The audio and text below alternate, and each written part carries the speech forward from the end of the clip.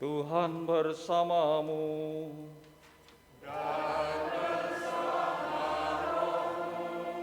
Inilah Injil suci menurut Matius.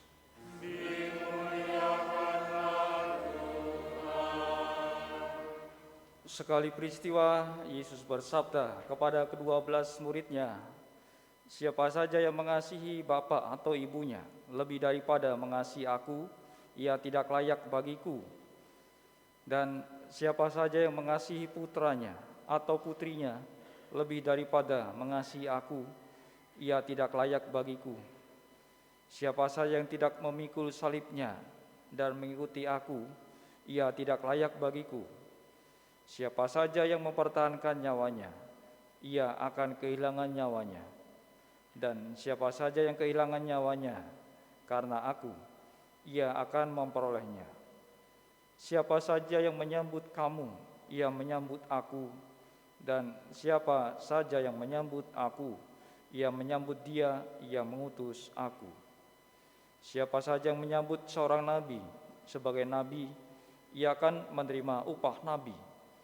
Dan siapa saja yang menyambut seorang benar sebagai orang benar, ia akan menerima upah orang benar. Siapa saja yang memberi air sejuk secangkir saja kepada salah seorang yang kecil ini, karena ia muridku, sesungguhnya aku berkata kepadamu, ia tidak akan kehilangan upahnya." Demikianlah sabda Tuhan.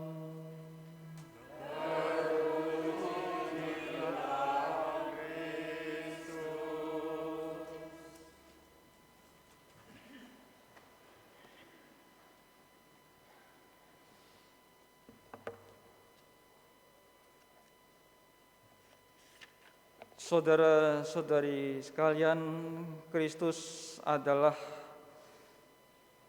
Putra Allah yang menjadi manusia. Dia bukan hanya juru selamat, melainkan juga keselamatan itu sendiri. Tujuan hidup manusia adalah hidup abadi. Kembalinya manusia kepada Allah yang merupakan, dapat dikatakan, tujuan akhir hidup manusia, sejatinya itu dapat menjadi sebuah permenungan sepanjang hidup manusia. Iman yang menyelamatkan adalah iman kepada Kristus. Untuk hidup abadi bagi manusia tidak ada yang lebih utama daripada Kristus. Untuk itu kita harus tahu tanggung jawab atas akibat dosa yang kita alami.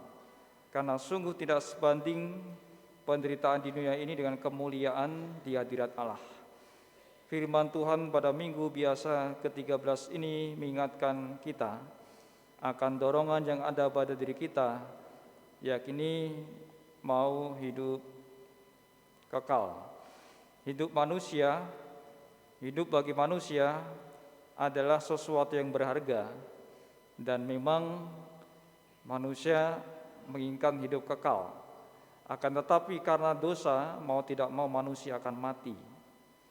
Karena manusia yang berdosa, yang harus menebus kehidupan kekal yang telah hilang adalah manusia itu sendiri. Namun manusia yang mampu melakukannya adalah manusia yang berkuasa atas hidup, dan itu hanyalah manusia Yesus yang disebut Kristus. Sabda Tuhan menyatakan demikian seperti kita dengar dari Injil Matius. Pada waktu itu Yesus bersabda kepada para rasul, "Barang siapa mengasihi bapa atau ibunya lebih daripadaku, ia tidak layak bagiku. Barang siapa tidak memikul salibnya dan mengikuti aku, ia tidak layak bagiku. Barang siapa kehilangan nyawanya karena aku, ia akan memperolehnya. Dan barang siapa menyambut aku, ia menyambut dia yang mengutus aku." Dengan menerima baptis, kita telah dipersatukan dengan Kristus, maka kita harus hidup yang layak bagi Kristus. Salah satunya ialah mati dalam kematian Kristus, yang berarti mati terhadap dosa, menjadi manusia baru, yaitu hidup bagi Allah. Dengan demikian kita telah dikuburkan bersama-sama dengan Dia oleh baptisan dalam kematian, supaya sama seperti Kristus telah dibangkitkan dari antara orang mati oleh kemuliaan Bapa, demikian juga kita hidup dalam hidup yang baru. Sisi lain lagi hidup yang layak bagi Kristus ialah bila kita memedulikan dan menolong sesama, karena murid Kristus atau abdi Allah, maka ia tidak akan kehilangan pahalanya.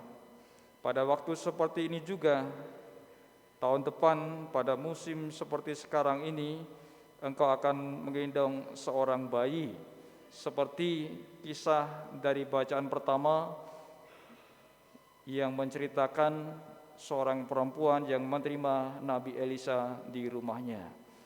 Dan perempuan itu mendapat karunia yang begitu besar melalui Nabi Elisa, dan perempuan itu kemudian memiliki seorang anak.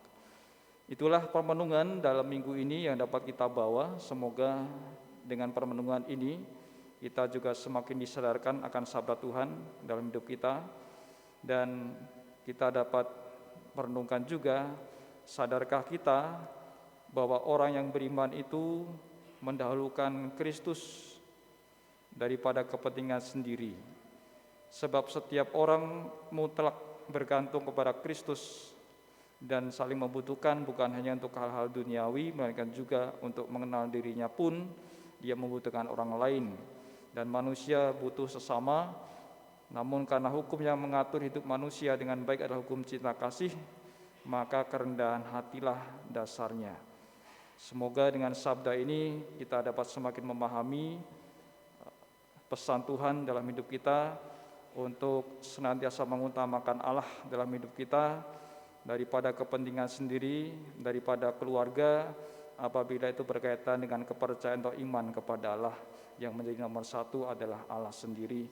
Dan kita mohon kepada Roh Kudus agar kita juga mampu untuk menyerap sabdanya serta melaksanakan dalam hidup kita setiap hari.